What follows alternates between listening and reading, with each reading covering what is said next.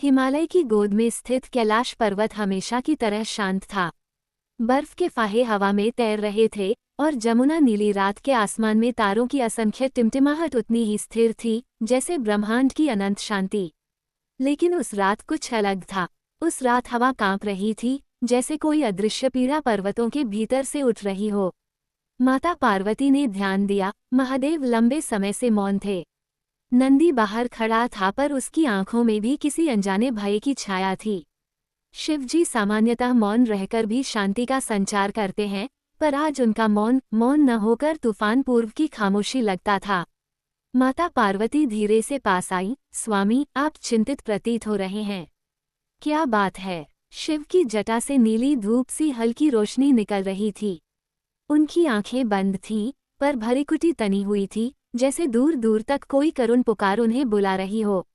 अचानक शिव ने आंखें खोलीं। उनकी आंखों में शांति नहीं, बल्कि दर्द था।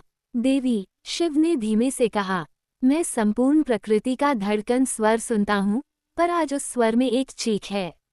एक ऐसी चीख जिसे मैं अनसुना नहीं कर सकता। पार्वती चौंकी। किसकी चीख, स्वामी? शिव बोले, पृथ्वी की, नदियों की, वनों की, जानवरों की और उन मासूम मनुष्यों की जो अनजाने संकट में खड़े हैं। फिर शिव उठ खड़े हुए। उनकी जटाएं हवा में लहराने लगी, जैसे हूबहू वही वेग जिसने कभी गंगा को धरा पर उतारा था। देवी, आज प्रकृति रो रही है, और जब प्रकृति रोती है तो शिव मौन नहीं रह सकते। शिव ने अपनी आंखें बंद की। क्षण भर में पूरा कैलाश एक दिव्य नीली ऊर्जा से चमक उठा, और उसी ऊर्जा में शिव ने उन आवाज़ों को महसूस किया जिनसे वे व्याकुल हो उठे थे। जंगलों में गिरते वृक्षों की कराह, नदियों का सूखना और मछलियों का अंतिम तड़पना, पक्षियों का अपने घर खोना, पहाड़ों का धीरे धीरे टूटना, और मनुष्यों के बीच बढ़ता अंधकार, असंयम, लालच, हिंसा। शिव की आंखों से आंसू की एक बूंद टपकी। महादेव, जो लोक त्रय के संहारक हैं, जिनका हृदय अग्नि सा कठोर और महासागर सा गहरा है, वे भी उस रात रो पड़े। उनके आंसू बर्फ पर गिरते ही क्रिस्टल बन गए, जिनमें देव देवियां तक ने प्रकृति का दर्द महसूस किया। पार्वती ने वह बूंद उठाए और पूछा, स्वामी, क्या कोई बड़ा संकट आने वाला है?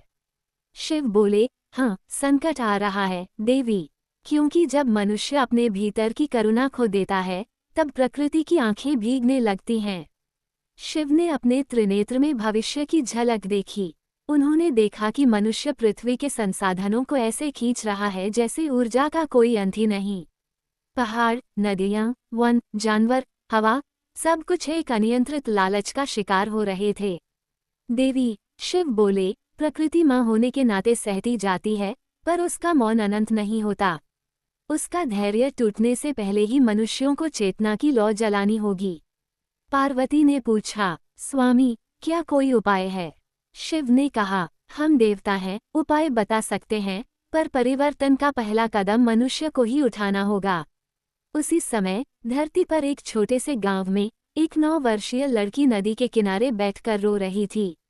नदी सूख चुकी थी। उसकी दादी ने कहा था कि नदी एक देवी है, और देवी कभी किसी को अकेला नहीं छोड़ती। पर अब नदी का तल फटा हुआ था, जिसमें कोई प्रतिमा, कोई कमल, कोई जीवन बाकी नहीं था। उस बच्ची ने हाथ जोड़कर प्रार्थना की, हे भोलेनाथ, अगर आप मुझे देख रहे हैं, तो कृपया मेरी नदी को बचा लीजिए।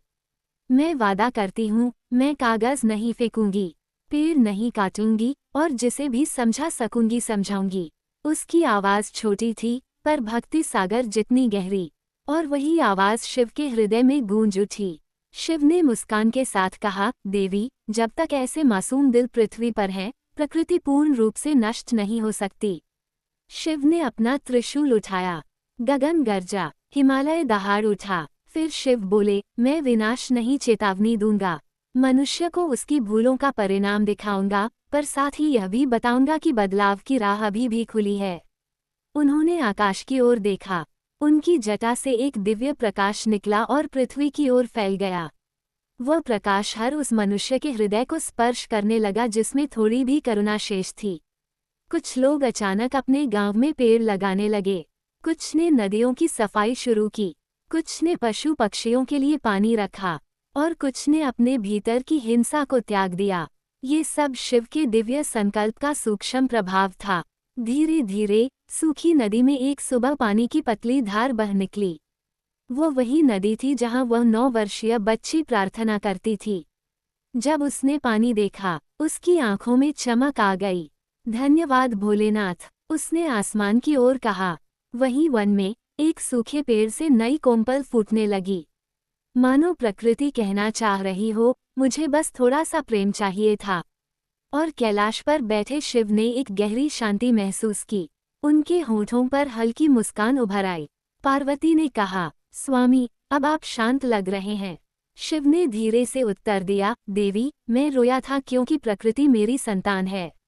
और आज मुस्कुरा रहा हूँ क्योंकि मनुष्यों ने फिर से उसे अपनाने की कोशिश की है। शिव ने आशीर्वाद देते हुए कहा, मनुष्य को ये याद रखना चाहिए कि प्रकृति बाहर नहीं, उसके भीतर है।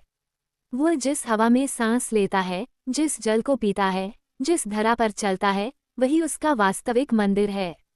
एक बार फिर हवा शांत हो गई, तारे चमकने लगे। कैलाश अपनी दिव्यता में स्थिर हो गया। और वह रात, जिस रात शिव ने रोया था, मानव इतिहास में एक मौन संदेश छोड़ गई। जब तुम प्रकृति की रक्षा करते हो, तो वास्तव में शिव के हृदय को सुकून देते हो। अगर आपको यह वीडियो अच्छा लगा हो तो लाइक और सब्सक्राइब करें और अपने दोस्तों को शेयर करते हुए एक अच्छा सा कमेंट भी अवश्य करें। धन्यवाद।